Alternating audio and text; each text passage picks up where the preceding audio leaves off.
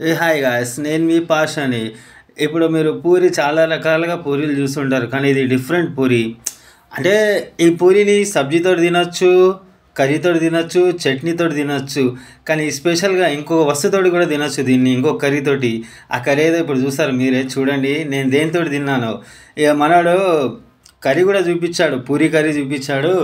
వద్దు అన్నా అని చెప్పా మనోడికి. ఇప్పుడు వస్తా చూడండి, పూరి కర్రీ ఇదే.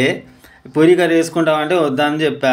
ఈ స్పెషల్గా కొంచెం వెరైటీగా తిందామని ఈ పూరిని పప్పుతోటి తిన్నా. పప్పుతోటి తింటే ఎట్లుంటుందో చూద్దామని ఫస్ట్ టైం తిన్నా పూరి పప్పుతోటి. కానీ ర్యాంప్ భయ వేరే లెవెల్ ఉంది పప్పుతోటి తింటుంటే. సూపర్ ఉంది, మస్తు ఉంది. పప్పుతోటి తిన్నా కదా, ఒక్క లెవెల్ అనిపించింది. దగ్గర దగ్గర 12 పూరి తిన్నా, అంటే 3 ప్లేట్లు పూరి తిన్నా పప్పుతోటి. 3 ప్లేట్లు పూరి.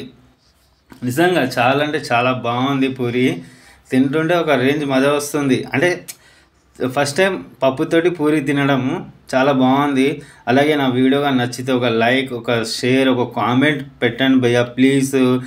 మీకు తెలిసిన మంచి లొకేషన్ ఏమన్నట్టు చెప్పండి, నేను ఆడికి వెళ్ళి ట్రై చేస్తా భయ్యా, నిజంగా ప్రామిస్ అంటున్నా.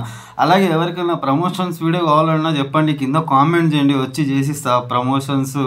అలాగే ఈ వీడియో కానీ నచ్చితే ఒక్క కామెంట్, ఒక్క లైక్.